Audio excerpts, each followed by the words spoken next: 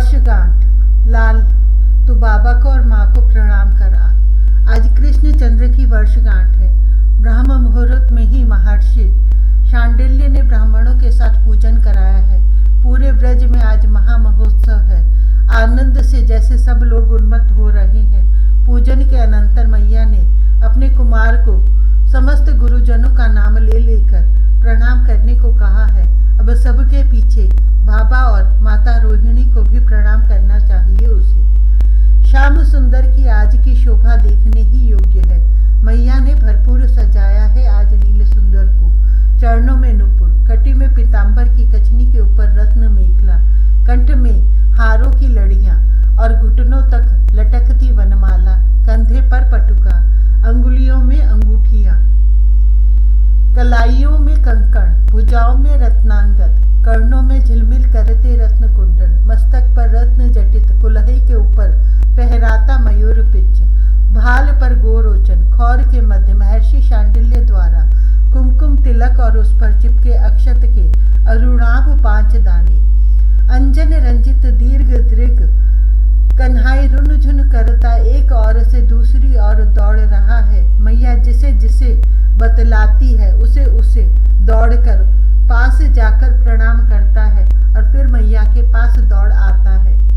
बड़ी भीड़ है नंद भवन में। गोप, गोपियां और गोप कुमार सब अपने अपने उपहार लिए चले आ रहे हैं। मैया, दादा को प्रणाम नहीं करना है क्या? सबको जब प्रणाम किया गया तब दादा को ही क्यों नहीं? श्याम सुंदर ने स्वयं स्मरण किया अग्रज को। हाँ ला, अब तू अपने दादा को भी प्रणाम करा।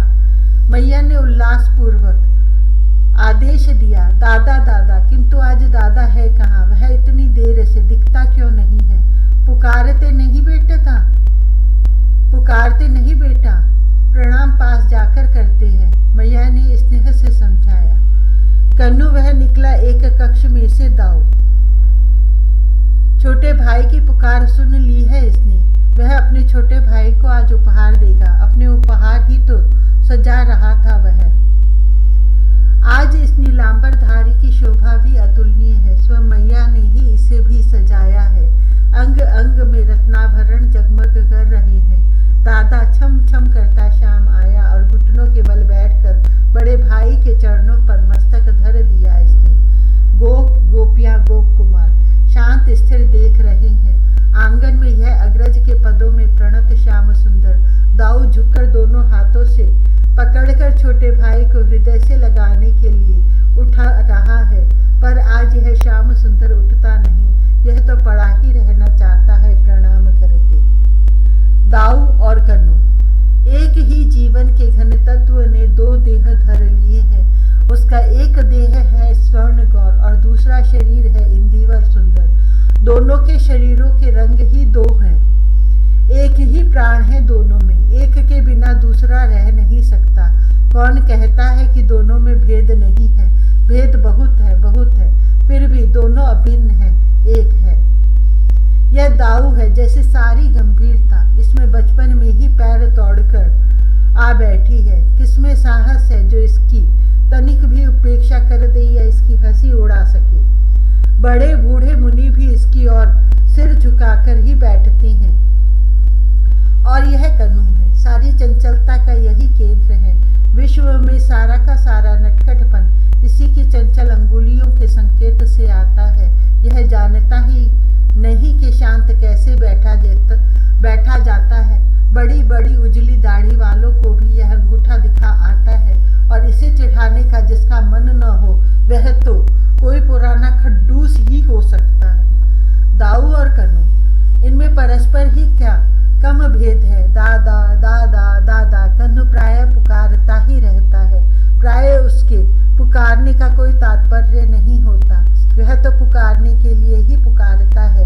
उसका दादा उसके पास सटकर बैठा हो तो भी जोर से पुकारता है और दाऊ है कि केवल हंस देता है।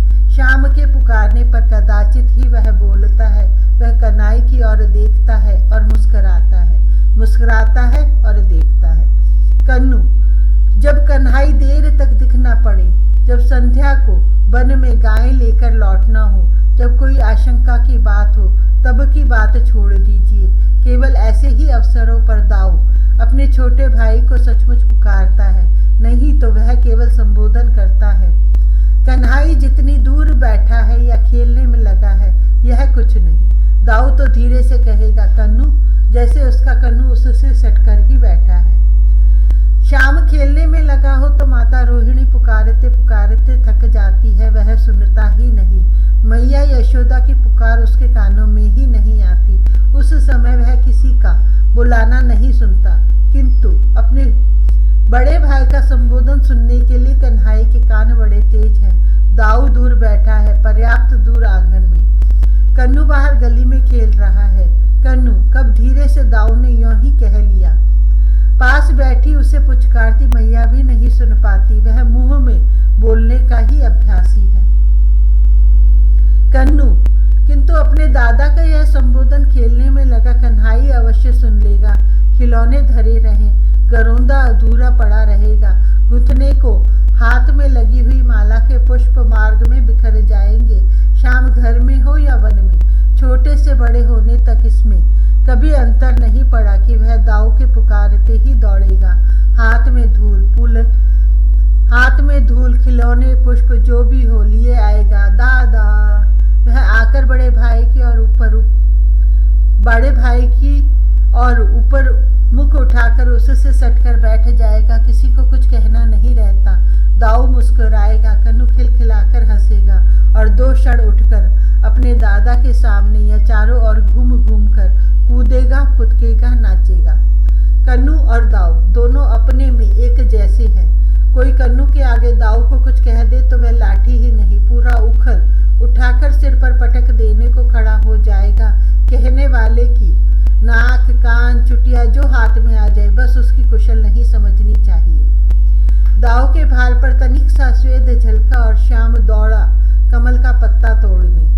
संसार में जितनी सुंदर, स्वादिष्ट और अच्छी वस्तुएं हैं, सब पर वह मानता है कि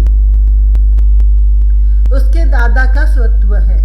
वह सब उसके दादा के लिए सुरक्षित रहनी चाहिए। दाऊ जिसके सिर पर यमराज अपने घर ले जाना चाहे, वह दाऊ के आगे शाम को कुछ कहने का साहस करे। कन्हाई का मुंह तनिक झुका और दाऊ घूंसा बांधता है। किसने तुझे खिजाया है? और दाऊ का घूंसा, वह जिस पर पड़ेगा वह क्या फिर पानी मांगेगा? शाम थक गया है, कन्नू भूखा है। मोहन इस फूल को लेकर प्रसन्न होगा। कन्हाई यहाँ नाचेगा। दाऊ का अपने छोटे भाई को छोड़कर कुछ सूझता ही नहीं। कोई उससे पूछे कि संसार भर में क्या क्या है, तो वह संभवतः बड़े मजे से कहेगा कन्हाई और चुप हो जाएगा। बस जैसे संसार में उसका कन्हाई ही कन्हाई है। दाऊ और कन्नू और दाऊ, क्या हुआ कि दोनों के शरीर गौर और श्याम है? क्या हुआ कि एक गंभीर और एक चपल है दोनों एक ही, सर्वथा एक। गौर श्याम, श्याम गौर। राम श्याम की झांकी, दूसरा भाग। हप! कन्हाई अभी अभी दौड़ा आया है। यह नटखट अपने सहचरों के साथ किसी घर में धूम करने गया था और वहां से जब वह गोपी उल्हाना देने चली तो अकेला दौड़ा आया है। गोपी पता नहीं मैया से क्या क्या कहेगी, अतः इससे पहले मैया के समीप पहुंच जाना सुरक्षित है। नील सरोज सुंदर सुकुमार शरीर स्थान स्थान पर अधिक स्निग्ध दिखता है। अलखे बिखरी हैं और मयूर पिच्छ कहीं गिरा आया है। भाल पर मैया का लगाया कज्जल बिंदु पोछा गया है। अब केवल उसका फैला चिन्ह मात्र शेष है। नेत्रों का अंजन भी कुछ फैला है। स्पष्ट है किसी बड़े सखा ने धूम के मध्य अलकों पर शरीर पर पड़ा दधी नवनीत या दूध पोंछ दिया है। उसका जो चिन्ह है श्याम को पता नहीं इन चिन्हों का। इसके स्निग्ध चरणों में कुछ धूली भी चिपकी है, इसका भी ध्यान नहीं है। कंठ में कौस्तुभ चमक रहा है। लघु मुक्ताओं की माला के मध्य से और वक्ष पर उसी माला की वाम लड़ी से सटा श्रीवत्स चिन्ह झांक रहा है। कलाइयों में पद्म राग जटित कंकण है। भुजाओं में हीरक मंडित केयूर है। कटी में कटी सूत्र और मणि कांची है। चरणों में नुपुर है। दिगंबर शिशु नंदन दौड़ता आया है और अपने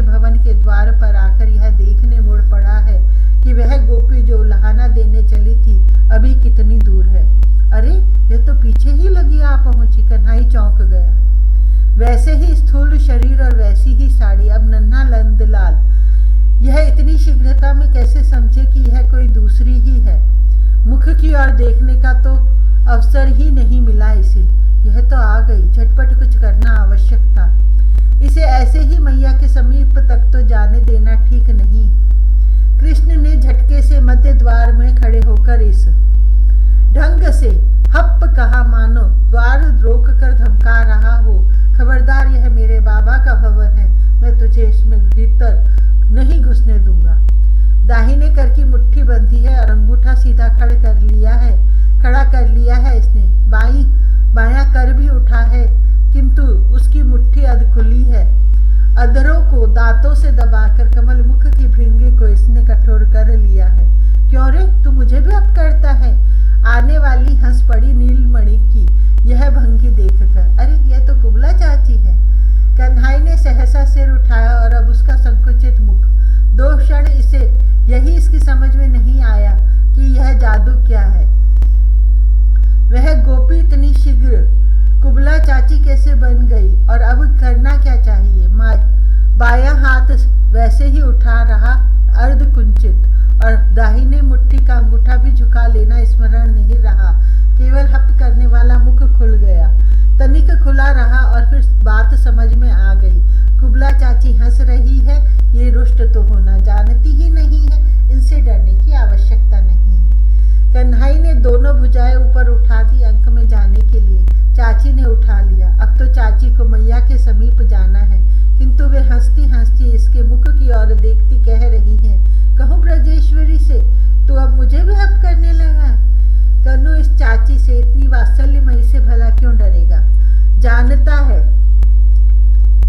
यह कहने वाली नहीं है। इसने अपना दाहिना हाथ इनके मुख पर धर दिया और इनके मुख की ओर देखता हंस रहा है। ऊंची ना। आज प्रातः काल मैया अपने प्रांगण में नीलमणि को अंक में लेकर आ बैठी। पाटल गौरवर्ण, बड़े बड़े अंजन रंजित लोचन, भाल पर सिंदूर बिंदु, कबरी में लगी मल्लिका माला, सर्वाभरण भूषिता, अरुण परिधाना, मैया की साड़ी सिर से खिसक आई है। इसके दक्षिण उरु पर कन्हई बैठा है। मैया सहसा दौड़ता भागता तोक आया और मैया की गोद में उसके वाम उरु पर बैठकर अपना नन्हा बाम कर मैया की ठुड्डी में लगाकर मैया के मुख की ओर मुख उठाकर बोला, क्या है लाल? मैया ने वाम कर से तोक को भी वैसा ही संभाल लिया है जैसे दक्षिण कर से कन्हई को संभाले है। मैया की गोद में ये खिले इंदिवर के समान कन्नू और तोक, पौने 2-2 वर्ष के ये शिशु, दोनों एक रूप, एक वर्ण, एक सा श्रृंगार। केवल तोक तनिक पतला और छोटा है। दोनों की अलके तिल स्निग्ध है। नेत्रों में कज्जल तो है ही, भाल पर भी कज्जल बिंदु है। कंठ में छोटे मोतियों की मालाओं से व्याघ्र नख लटक रहे हैं। कटी में ढीली पीत कचनी है। मैं हाउ के घर जाऊं? तो बड़े भोलेपन से पूछ रहा है। क्यों? मेरा लाल हाउ के घर भला क्यों जाएगा? मैया तोक की ओर देखने लगी है। मेरी मैया शाम को कह रही थी। तोक ने कहा, तू अब रात को उछले कूदेगा तो तुझे हाउ के घर भेज दूंगी। अच्छा, अतुला को आने तो दे, आज उसके कान पकड़ती हो। मैया ने तोक को पुचकारा। वह मेरे लाल को हाउ के घर भेजने चली है। मैं हाउ के घर जाऊंगा। ताऊ को अपनी माता को दंड दिलाने की चिंता नहीं है। यह हाउ को ही देख लेना चाहता है। मैं जाऊंगा या कन्नू जाएगा, दाऊ दादा जाएगा, भद्र जाएगा, तेजस्वी जाएगा, अंशु जाएगा। तोक सखाओं के नाम गिनाता ही चला जा रहा है। इतनी बड़ी सेना लेकर तू वहां जाकर क्या करने वाला है? माता रोहिणी ने समीप आकर खड़े खड़े पूछा। मैं हाउ की नाक चपटी कर दूंगा। तोक ने अपनी छोटी सी बाई हथेली को मैया की नाक पर रख दिया, बतलाने के लिए कि वह कैसे हाउ की नाक चपटी करेगा। लेकिन तू ब्रजेश्वरी की नाक क्यों चटपटी कर रहा है? माता रोहिणी ने हंसकर पूछा। तोक को लगा कि उससे भूल हो गई, लेकिन भोला तोक मैया की नाक पर से हथेली उठाना भूल गया है। यह तो अपनी भूल के भान से भौचक्का मैया का मुख देखने लगा है। कन्हई ने झट से तोक का हाथ मैया की नाक पर से हटाया और अपने दोनों करों की सुकुमार लाल लाल हथेलियों से मैया की नाक दोनों ओर से दबाकर उठाने लगा है कि यदि तोक के दबाने से यह नाक कुछ चपटी हुई भी हो तो तत्काल उठा दी जाए। प्रशंसा भरे दृगों से अब कन्हई की ओर देखने लगा है। इसका कन्हू कितना बुद्धिमान है, अपनों की भूल सुधार देने में कैसा तत्पर है। अब तुम्हारा नीलमणि तुम्हारी नाक ऊंची करने लगा है। माता रोहिणी हंसती जा रही है। ये कृष्ण से कह रही है, रहने दे लाल, तुम सबों के होने से ही ब्रजेश्वरी और ब्रजराज की नाक सबसे ऊंची हो गई है। अब उसे नीची करने वाला कभी कोई उत्पन्न ही नहीं होगा। मैया तो भाव विभल हो गई है। इसने दोनों भुजाओं से कन्हई और तोक दोनों को एक साथ वक्ष से सटा लिया है और मैया के पयोधरों का अमृत रस स्रावित होकर इसकी कंचुकी को आर्द्र करता जा रहा है। दूध पिला दे। श्याम, तूने भाभी को छेड़ा है? मैया यशोदा ने द्वार से दौड़कर आते अपने लाडले को तनिक डांट कर पूछा। बात क्रोध करने की ही है। यह बेचारी नई बहू है। अभी नंद गांव में इसे आए पूरे 7 दिन भी नहीं हुए। यह बहाना तो भला क्या बनाएगी। भोली लड़की है। मैया को तो लगता है कि वह उसकी अपनी ही बहू है। यह कहती है, सास से कहने पर उन्होंने कह दिया कि तू ही नंद भवन चली जा। वे साथ आने को भी तैयार नहीं हुई। कहती थी, नंद रानी तेरी सास ही है, जो कहना है उनसे ही कह, मेरी बात वे विश्वास नहीं करेंगी। आकर इसने आंचल हाथ में लेकर मैया के चरण छुए। मैया आशीर्वाद दे। इससे पहले तो यह फक कर रो पड़ी। मैया ने गोद में दबा लिया, मुख पूछा आंचल से और पूछा तो इसने जो कुछ सुनाया उससे गुस्से में भर गई। इसका उलाहना पूरा भी नहीं हुआ कि कन्हई बाहर से दौड़ता दौड़ता आया। वह सदा ऐसे ही आता है, लेकिन कुछ बोले इससे पहले मैया बिगड़ उठी है। मैंने भाभी को। श्याम ऐसे बोला जैसे अभी बात उसकी समझ में नहीं आई है। वह घूंघट थोड़ा दबाए और इस नई बहू को झुककर देख रहा है, इस प्रकार जैसे पहचानना चाहता हो कि ये भाभी है या कोई और। मैया, कन्हई तो प्रसन्न होकर झपट सा पड़ा है। मैं इस भाभी को कहता था तू मुझे दूध पिला दे। दूध? अब चौंकने की बारी मैया की थी। वह बहू तो मुख छिपाने लगी है। दूध कहाँ है इसके? दूध है तो अब लो। कन्हई तो मैया के सामने ही इसका आंचल खींचने लगा। अरे हट! मैया ने लाला का हाथ पकड़कर खींचा। अभी इसके बच्चा कहाँ है? दूध तो तब होगा जब इसके बेटा होगा। मैया बड़ी कठिनाई से अपनी हंसी दबाए है। तब तो जल्दी से इसे बेटा देने को कहे। मैया, श्याम मैया से अनुरोध करने लगा है और नई बहू तो वह लज्जा से भागी जा रही है। वह भी हंसी से घूंघट में हिलती डुलती जा रही है। नटखट दारी! नन्हे कन्हई ने मुख फुलाकर असंतोष की पूरी भंगी प्रदर्शित करते कहा। दारी ब्रज में बहुत प्रचलित गाली है। आप चाहें तो अश्लील गाली भी कह सकते हैं, किंतु ब्रज में इसका अत्यंत सामान्य उपयोग है। कोई इसे गाली मान्यता समझता नहीं है। दारी वृद्धा से लेकर नन्ही बालिका तक को दादी का अथवा सारे समवयस्क या कुछ छोटे पुरुष मात्र को प्यार की गाली भी नहीं, प्यार की पदवी संबोधन है ब्रज में। किंतु आज कन्हई ने इसे दारी कहकर गाली दी है। गाली देने का पूरा भाव, पूरी झुंझलाहट है इसकी मुख भृंगी पर। कन्हई नन्हा सा तो है ही, यही कोई 5 वर्ष का, और अभी सवेरे सवेरे सोकर उठा है। वस्त्र के नाम पर कटी में केवल कचनी है, वह भी इस समय ढीली ढीली हो रही है। घुंघराली काली कोमल केश राशि इस समय रुक्ष हो रही है। मुख के चारों ओर बिखरी है। भाल पर कोई तिलक नहीं। अंजन थोड़ा फैल गया है पर बहुत नहीं फैला है। चरणों में मणि नुपुर, कटी में रतन किंकिणी, करों में कंकण, भुजाओं में केयूर, वक्ष पर छोटे मोतियों की माला, कंठ में कौस्तुभ, कानों में पाटल रत्न कुंडित, केवल लेकिन कुंडल राशि केश राशि से झांकते लगते हैं। न मयूर पिच्छ, न बनमाला, न तिलक और न पटुका। नंद तनय अभी सोकर उठा है, परंतु आलस्य नेत्रों से चला गया है। यह कोई दूसरे गांव की है। तनिक ठिगनी, थोड़ी मोटी चौड़ी और अच्छी गोरी, लगता है 2-3 बच्चों की माता होगी। किसी ऋषि मुनि ने कुछ सुना दिया होगा। ये जटा दाढ़ी वाले बाबा लोग पता नहीं क्या क्या कहते हैं इस नन्हे ब्रज राज तनय को। यह उनकी बातों के ही बहकावे में आकर आती है। सवेरे सवेरे नंद गांव आ गई और कन्हई को देखते ही दूर से भूमि पर मस्तक रखकर प्रणाम किया इसने। कन्हई है ही अटपटा, कोई कह नहीं सकता कि यह कब किसके किस कार्य से रुष्ट या तुष्ट हो जाएगा। इसने प्रणाम किया और श्याम नुपुर रुनझुन करते दौड़ा आया है।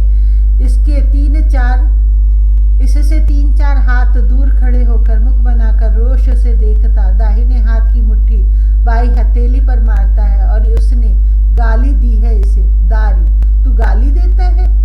भद्र ने पास आकर तनिक डांटते स्वर से कहा, यह श्याम से केवल 9 महीने बड़ा भद्र ऐसा रोब दिखाता है जैसे यही बड़ा दाऊ है। हाँ, कन्हई ने टिटाई से कहा, यह मेरे सामने धरती पर सिर क्यों पटकती है? मैं कोई